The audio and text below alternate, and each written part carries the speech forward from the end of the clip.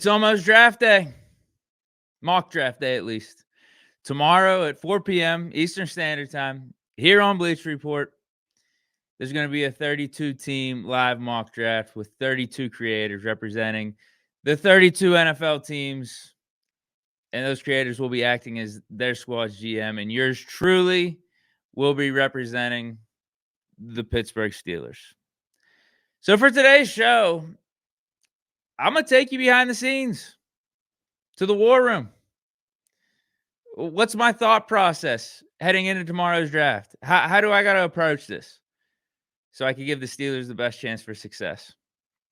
Trades are enabled. We've talked about that.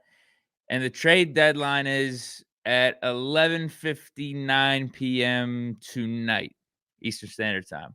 Although trades may still be able to take place live when your team's on the clock. So if I'm sitting there at 21 and I'm not liking how things are going, there is still potential that I could trade out of that pick.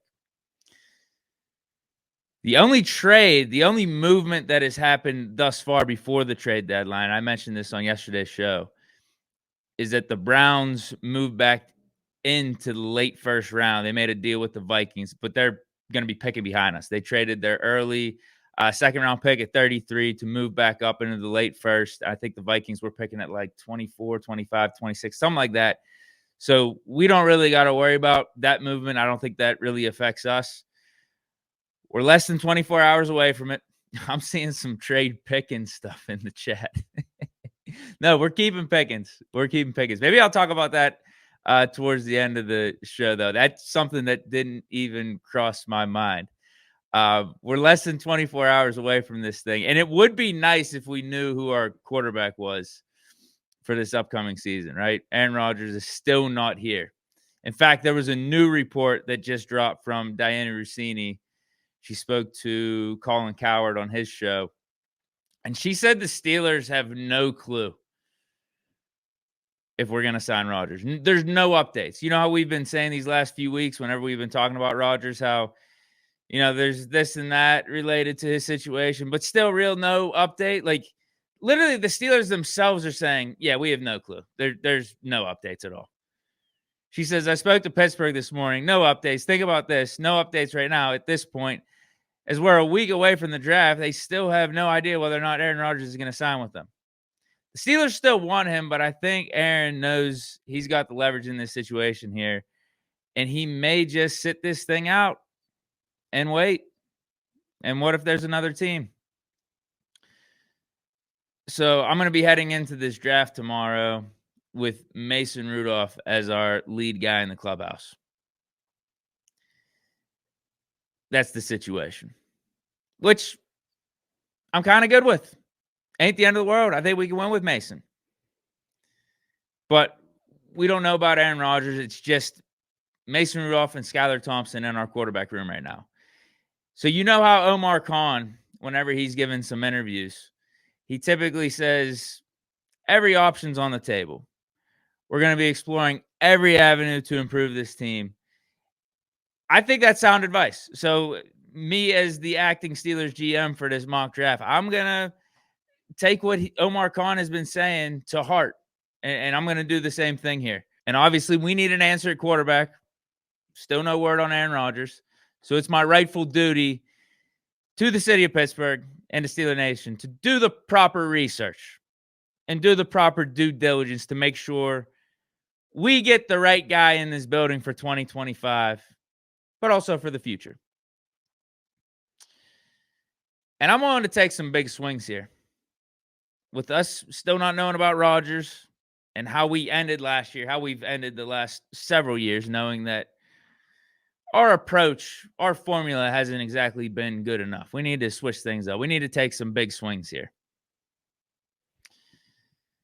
So again, this show's about me taking you guys behind the scenes of the war room, what I've been doing to prep for this draft. I reached out to the Titans for the number one pick availability. I just want to see if it was available, if they were looking to make a trade potentially.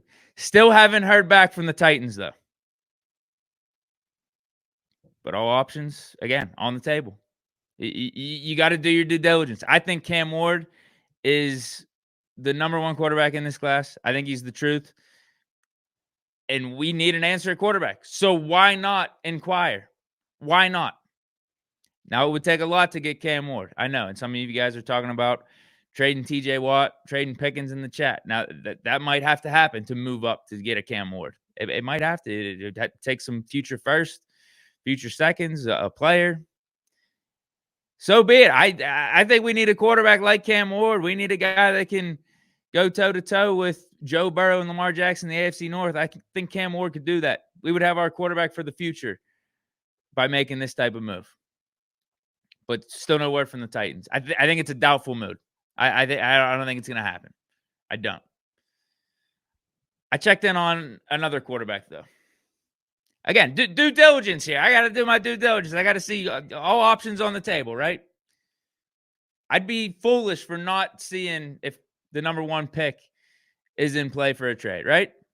I'd be foolish for not checking in on that. I think Cam Ward's the truth. I think he's the number one quarterback in this class. If there's potential for us being able to get him, I would just at least like to know what it would take. Looked into another QB, though. And this one involves a reunion. A reconciliation of sorts. I asked the Browns if they were looking to trade Kenny Pickett. Again, it's called due diligence. I wouldn't be doing my job as GM if I wasn't seeing what quarterback options are all out there, right? It's called due diligence. It's called research. Just wanted to check in and see if the guy we drafted in the first round a couple years ago and the guy that we had a winning record with at the quarterback position a couple years ago was on the trade block and could be potentially had for a late round pick. What's the harm in that? What's wrong with doing that? Because I think now things are a little different than how things ended with Pickett here in Pittsburgh. I think we have better surroundings for KP8 to thrive. Also, by trading for Pickett, that would enable us not to have to worry about drafting a quarterback early and using resources on quarterback early. We could just focus on position players like D tackle, running back, maybe add an extra receiver, extra safety, someone in the secondary.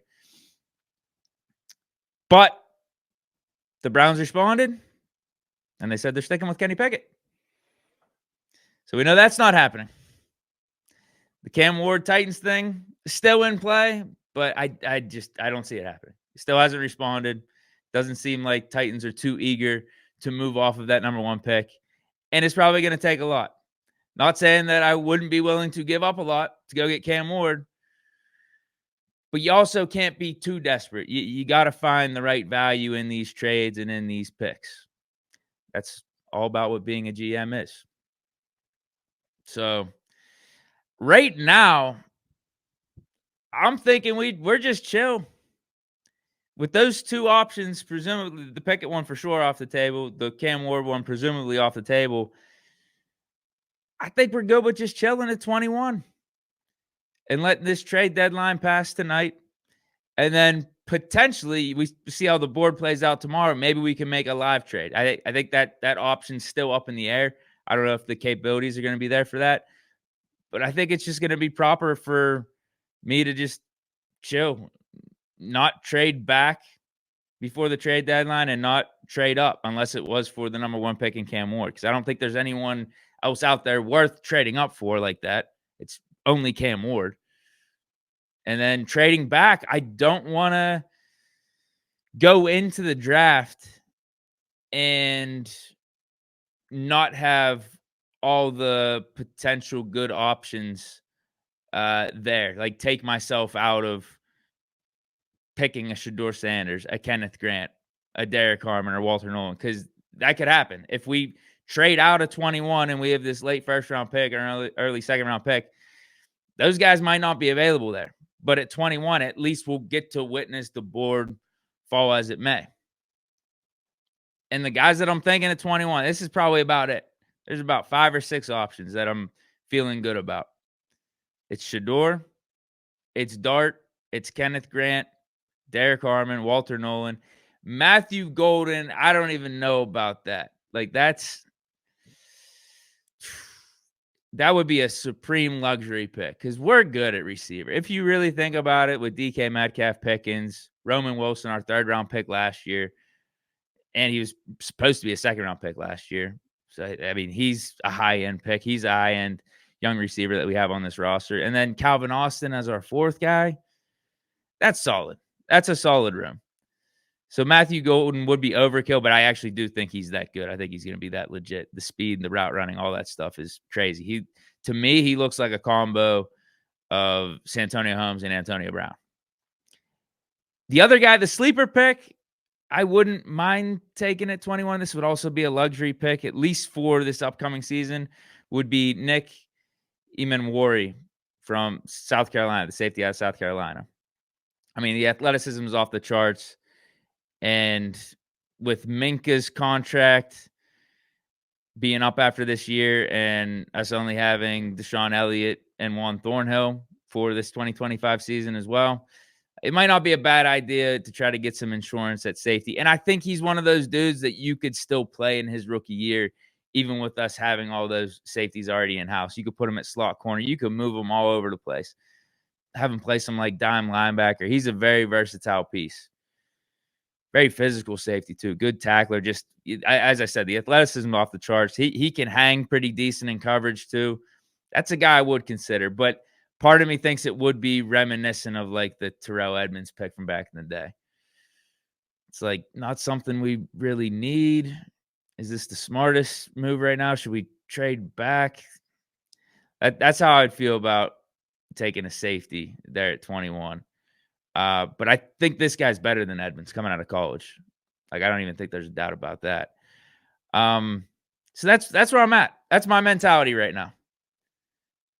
Just see what the board looks like at 21. And I think that's the right approach. It's almost like the Aaron Rodgers mindset. I think that's the mentality I got to have going into this draft, even though he's not a Steeler just yet. Open to everything, attached to nothing. Got to have that, just that abundance approach. No desperation, no reaching, be in a flow state. Like, yeah, it would be nice to get a quarterback in the 1st round. It would be nice to get Shedeur. But I'm not going out of my way. We got Mason. I think we can win with Mason. I've seen it before.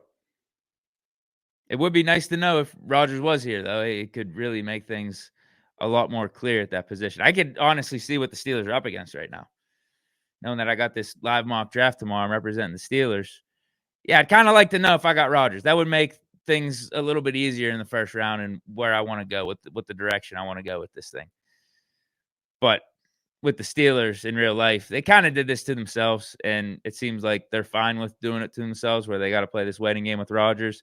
At least they're accepting of it to this point. Matthew Golden, like I said with him, we don't got to reach for him. We might not even have to take him at 21, even if he's there. We got a Roman Wilson. We got a Calvin Austin. Abundance mindset. Now, defensive tackle, I'm not even going to front. I think we got to get someone in these first 2 picks. And for us, these first 2 picks are going to be 1st round and 3rd round since we don't have the 2nd round pick because of the DK Metcalf trade. But, like, you could also talk yourself into, like, we're kind of good on the defensive line with Cam Hayward, Benton. Picked up a Quale from the Patriots. DeMarvin Leal is going to be healthy. Logan Lee going into his 2nd year. Montravius Adams. You see what I mean? We could definitely use another defensive tackle. I think we need to draft one either in the 1st round or the 3rd round. Maybe trade into the 2nd round. But then running back's also something we got to consider. But I don't think we got to reach for running back. I don't think we got to get a guy in the 1st round. Not at 21. Even if Gentry's there, if Hampton's there, there's going to be so many good guys in the 3rd, 4th round, 5th round. But as I'm going through this thought process of, quarterback, defensive tackle, running back, it wouldn't be a bad idea to trade back. It really wouldn't. But I don't want to do that before the draft and limit my options at 21. Trading back gives us potentially another day 2 pick. To make sure we get a quarterback, a defensive tackle, a running back, maybe a safety, a guy in the secondary, another receiver. the trade back it's a very smart option. But, if Kenneth Grant's there, if some of those guys that I mentioned, I'm looking at that 21st pick are going to be there, Shedeur, Kenneth Grant, Harmon, Walter Nolan, it doesn't hurt just taking them to assure that you got a quality guy like a Grant or a Harmon, Shedeur at quarterback. Hopefully he's going to be your future. Like, there's something to be said for that too, and not risking trading back and them not being there late in the first or early in the second. But that's my thought process. That's my mentality. I got to see what you guys are saying in the chat, though. I'm seeing a lot of you guys in the chat giving takes, giving your opinion. But as you can see, I'm putting on for the city right now. I'm doing my thing. I've done my due diligence heading into this draft. I'm seeing what options are out there via trade. There's even a chance we could get Cam Ward. I don't think I'd be doing my job right if I wasn't. I wonder if Omar reached out to the Titans. I wonder if he did. We got T. Trailer saying Jalen Milroe Hurts 2.0. I think Jalen Hurts was a lot better than Milroe coming out of college. But I do think Milroe has the higher ceiling, the higher upside than Jalen Hurts. I think he's got the stronger arm and definitely got the better mobility. He's way faster than Hurts, more dynamic running the ball. So I'll give you that. But I just think Hurts was flat out right better than Jalen Milroe. I can see the vision. I can see what you're saying, though. What do you guys think I should do? What should be my mentality? You think I'm right on this? Just chill. Let the board fall as it may. We're not going to trade up before the trade deadline. We're not going to trade back. Let's just see what the board has to offer us. That's where I'm at. And if Kenneth Grant's there, if Harmon's there, if Shedeur's there, you're not going to do wrong by just taking them. Also, wouldn't be a bad idea to trade back, collect a day 2 pick, but I kind of want to see that happen live when we actually get to our pick at 21, as opposed to potentially taking out our options or minimizing our options before the draft even happens. And I don't want to even think about trading up. There's no one in this draft outside of Cam Ward I want to trade up for. So if Shedeur goes before us, so be it. Whatever. We got Mason. We're most likely going to get Aaron Rodgers. Not the end of the world, right? Same thing with Dart. Same thing with some of these defensive tackles. I think one of those 6, though, that I mentioned are going to be there. One of those 6 names between Shedeur, Dart, Kenneth Grant, Harmon, Walter Nolan, Matthew Golden, and Nick Emanwari. One of those guys are going to be there. And honestly, maybe 1 or 2 of the running, like maybe Hampton or Genty is going to be there too. I don't want to take a running back in the first round, though. I really don't. You could get quality guys in the 3rd or the 4th. T. Trailer doesn't trust Roman Wilson or Calvin Austin. Interesting. That's interesting. Because we were really high on Roman Wilson when we drafted him last year.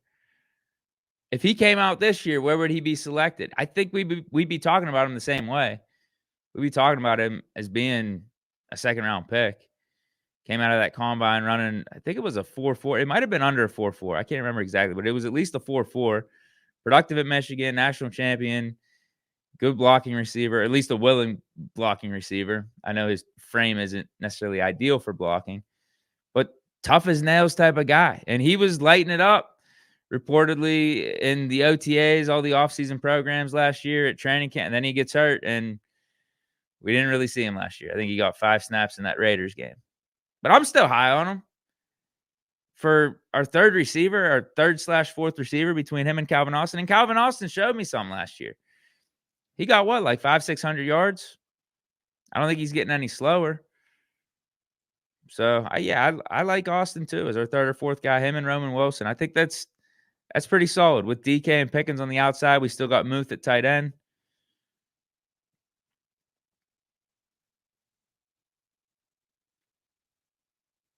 Boss Mighty says, I wouldn't mind taking Cal McCord in the 3rd or 4th round. I don't really want Cal McCord. I'd prefer, if we're talking about that 3rd or 4th round, Will Howard. I guess Quinn Ewers over Cal McCord. I'm not a big fan of him. But I see what you're saying. If we don't, we're going to take a quarterback in this draft, I feel like, no matter what. Yeah, I could see it depends on Rodgers a little bit. Depends on Rodgers, depends on how the board falls. But if we don't get one in the first, third or fourth is very much in play. Very much so. And Kyle McCord looks like he's going to be going around that time. And we've met with him. I know he had a decent season with Syracuse, but I saw him have a really bad game against Pitt, 5 picks against Pitt, and then also the fact that it didn't work out with him at Ohio State. Like, they had to move off of him to win a national championship. They bring in Will Howard, and Will Howard lights it up. I think Will Howard's really underrated going in this draft.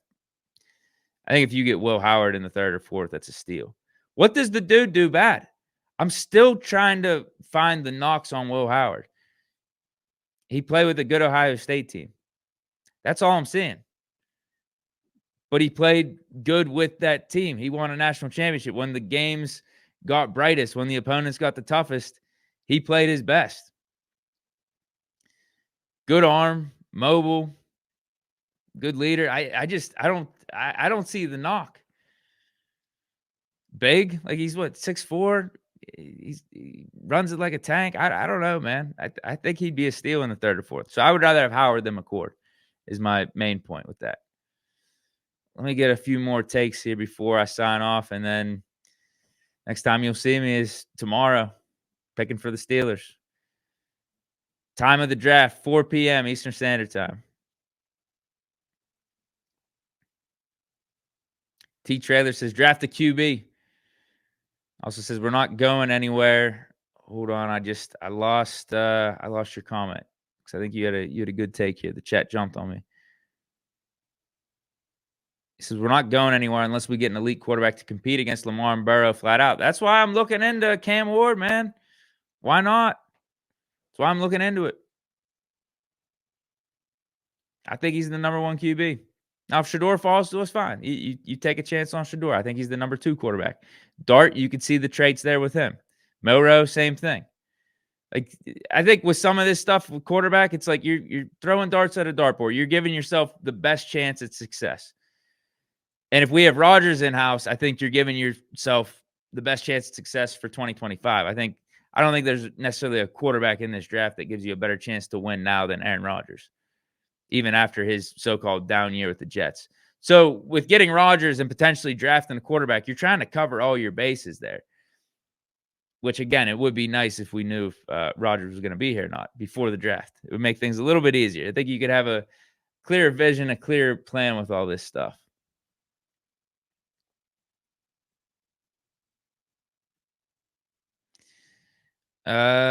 Couple more. T. Trailer also says pay TJ. Deserves to retire as a Steeler. I'm with you. I want him to retire as a Steeler, but we also got to be honest with ourselves and where we're at as an organization and what paying TJ Watt 40+ million is doing for our chances to get back into Super Bowl contention status. If we haven't won anything with him, we haven't even won a playoff game with him. When we were paying him his rookie deal to his record-setting deal, whenever you want to talk about the Steelers having TJ Watt on their roster, we just haven't won. So why?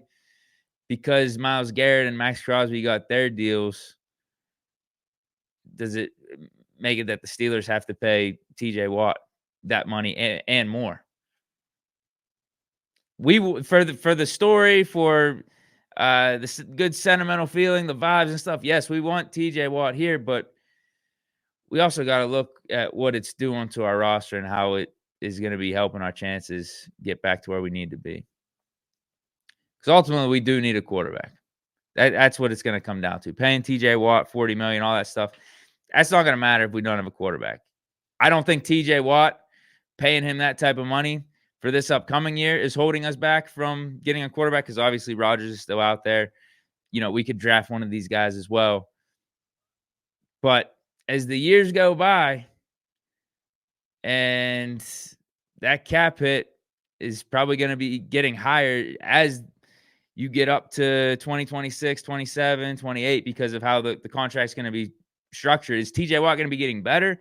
Is he going to be helping the Steelers get to, we'll say this, he's going to help us stay relevant, which it goes back to my point of like, that's going to be hurting us, hurting our chances of getting an elite quarterback potentially. Because how do you get elite quarterbacks? One of the ways is drafting in the top 10. So if TJ Watt is still keeping us relevant enough that we're finishing at 500, but we're drafting in the 20s year in, year out, but we're also paying TJ Watt the money, like it starts to just like not add up. You just start to question, like, what are we doing as an organization? Are we good with just this status quo of what we're doing? Because sometimes it takes, I don't want to say tanking. Sometimes it takes hitting rock bottom to reset and just get things going in the right direction. Because just staying in the middle, it's not getting you anywhere. And that feels like where we're at right now. But I think we have this last ditch hope of 2025 to figure some things out, with Rodgers potentially coming here, this upcoming draft, all that stuff. Mason potentially being this bridge quarterback.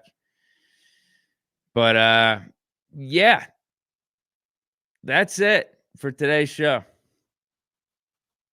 Again, tomorrow we got the draft, 4 p.m. Eastern Standard Time.